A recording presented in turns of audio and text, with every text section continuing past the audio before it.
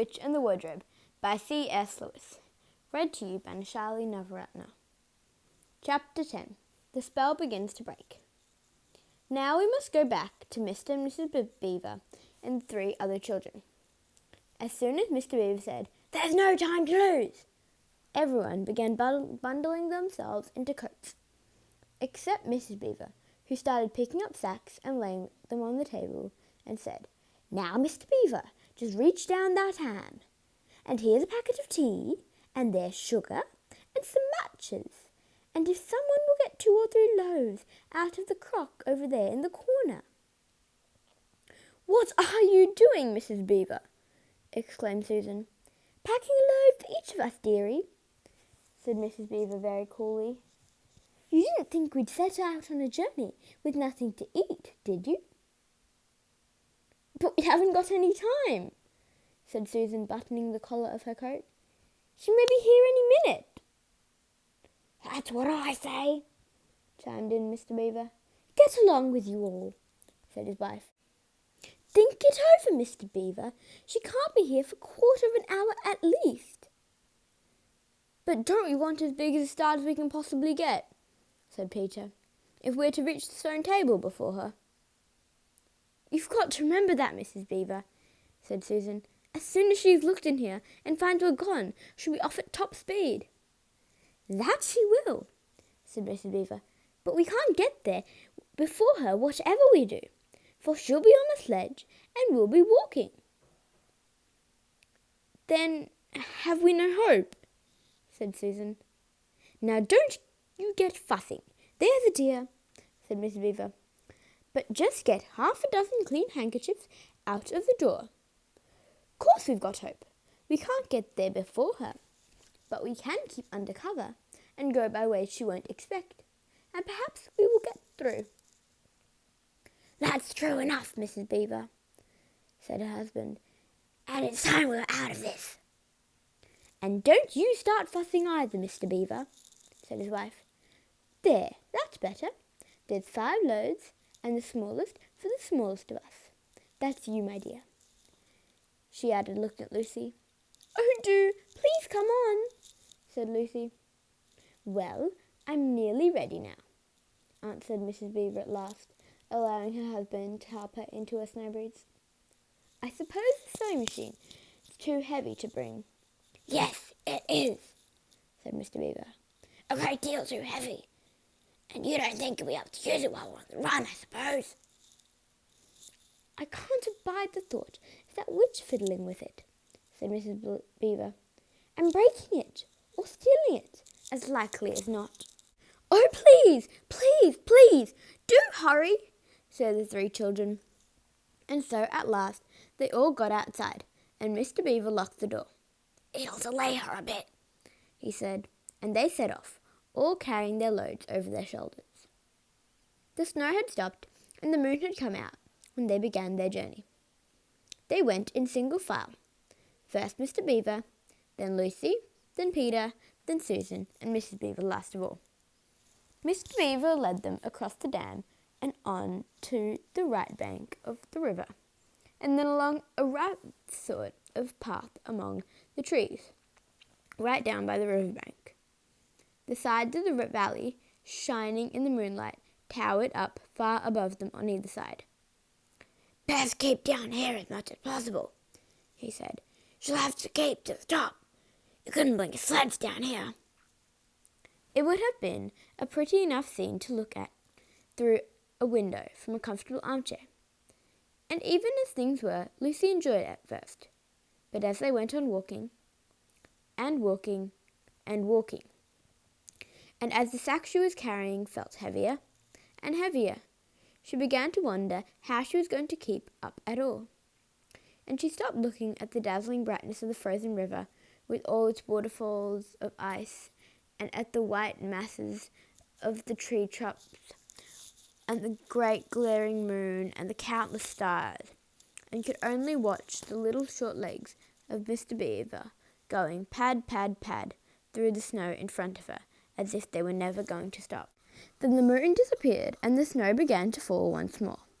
And at last Lucy was so tired that she was almost asleep, and walking at the same time, when suddenly she found that Mr. Beaver had turned away from the riverbank to the right and was leading them steeply uphill in the very thickest bushes. And then, as she came fully awake, she found that Mr. Beaver was just vanishing into a little hole in the bank which had almost hidden under the branches, until you were quite on top of it. In fact, by the time she realized what was happening, only his short, flat tail was showing. Lucy immediately stooped down and crawled in after him. Then she heard noises of scrambling and puffing and panting behind her, and in a moment all 5 of them were inside. "Whatever is this?" said Peter, sounding tired and pale in the darkness. I hope you know what I mean by his voice sounding pale. "It's an old hiding place for beavers in bad time," said Mr. Beaver. "And a great secret. It's not much of a place, but we must get a few hours' sleep." "If you hadn't been in such a plaguing fuss when we were starting, I'd have bought some pillows," said Mrs. Beaver. It wasn't nearly such a nice cave as Mr. Tumnus's, Lucy thought, just a hole in the ground, but dry and earthy. It was very small, so that when they all lay down, they were all a bundle of clothes together. What with that, and being warmed up by their long walk, they were rather snug. If only the floor of the cave had been a little smoother. Then Mrs. Beaver handed round in the dark a little flask out of which everyone drank something. It made one cough and splutter a little, and stung the throat, but it also made you feel deliciously warm after you'd swallowed it, and everyone went straight to sleep. It seemed to Lucy only the next minute, though really it was hours and hours later, when she woke up feeling a little cold and dreadfully stiff, and thinking how she would like a hot bath.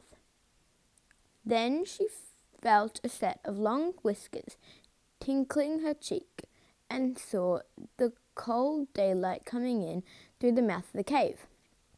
But immediately after that, she was very wide awake indeed, and so was everyone else. In fact, they were all sitting up with their mouths and eyes wide open, listening to a sound which was the very sound they had all been thinking of, and sometimes imagining they heard, during their walk last night. It was the sound of jingling bells. Mr. Beaver was out of the cave like a flash the moment he heard it.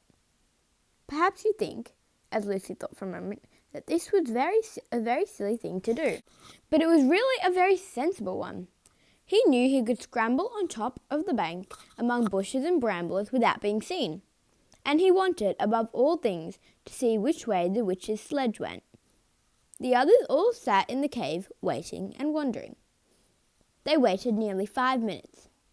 Then they heard something that frightened them very much. They heard voices. "Oh!" thought Lucy, "he's been seen! She's caught him!" Great was their surprise when a little later they heard Mr. Beaver's voice calling to them from just outside the cave. "It's all right," he shouted. "Come out, Mrs. Beaver! Come out, sons and daughters of Adam! It's all right! It isn't her!" This was bad grammar, of course, but that is how beavers talk when they are excited. I mean, in Narnia. In our world, they usually don't talk at all. So Mrs. Beaver and the children came bundling out of the cave, all blinking in the daylight, and with earth all over them, looking very frowsty and unbrushed and uncombed, and with the sleep in their eyes. "Come on!" cried Mr. Beaver, who was almost dancing with delight. "Come and see! This is a nasty knock for the witch. It looks as if her power is already crumbling." "What do you mean, Mr. Beaver?" panted Peter as they all scrambled up the steep bank of the valley together. "Didn't I tell you," answered Mr. Beaver, "that she's made it always winter and never Christmas? Didn't I tell you? Well, just come and see." And then they were all at the top and did see. It was a sled, and it was reindeer with bells on their harness, but they were far bigger than the witch's reindeer, and they were not white but brown, and on the sled sat a person whom everyone knew the moment they set eyes on him.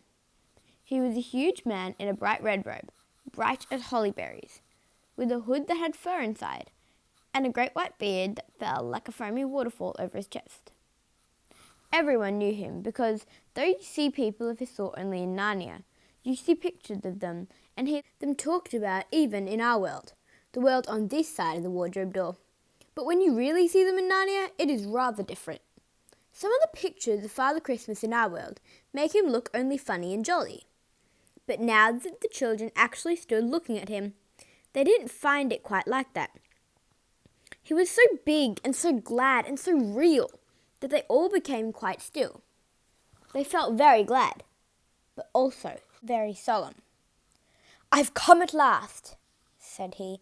"She has kept me out for a long time, but I've got in at last. Aslan is on the move. The witch's magic is weakening." And Lucy felt running through her that deep shiver of gladness, which you only get if you are being solemn and still. "And now," said Father Christmas, "for your presents. There is a new and better sewing machine for you, Mrs. Beaver. I will drop it in your house as I pass." "If you please, sir," said Mrs. Beaver, making a curtsy. "It's locked up." "Locks and bolts make no difference to me," said Father Christmas. "And as for you, Mr. Beaver, when you get home you will find your dam finished and mended and all the leaks stopped and a new sluice gate fitted in." Mr. Beaver was so pleased that he opened his mouth very wide and then found he couldn't say anything at all. "Peter, son of Adam," said Father Christmas. "Here, sir," said Peter. "These are your presents," was the answer, "and they are tools, not toys. The time to use them is perhaps near at hand. Bear them well."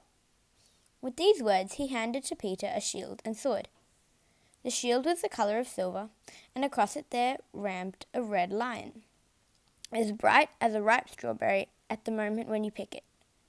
The hilt of the sword was gold, and it had a sheath and a sword belt and everything it needed, and it was just the right size and weight for Peter to use. Peter was silent and solemn as he received these gifts, for he felt they were a very serious kind of present. "Susan, Eve's daughter," said Father Christmas, "these are for you." And he handed her a bow and a quiver full of arrows and a little ivory horn. "You must use the bow only in great need, for I do not mean you to fight in the battle. It does not easily miss. And when you put this horn to your lips and blow it, wherever you are, I think help of some kind will come to you." Last of all he said, "Lucy, Eve's daughter," and Lucy came forward. He gave her a little bottle of what looked like glass, but people said afterwards that it was made of diamond, and a small dagger. "In this bottle," he said, "there is a cordial made of the juice of one of the fire flowers that grow in the mountains of the sun. If you or any of your friends is hurt, a few drops of this will restore you. And the dagger is to defend yourself at great need, for you also are not to be in the battle." "Why, sir?" said Lucy. I don't know, but I think I could be brave enough."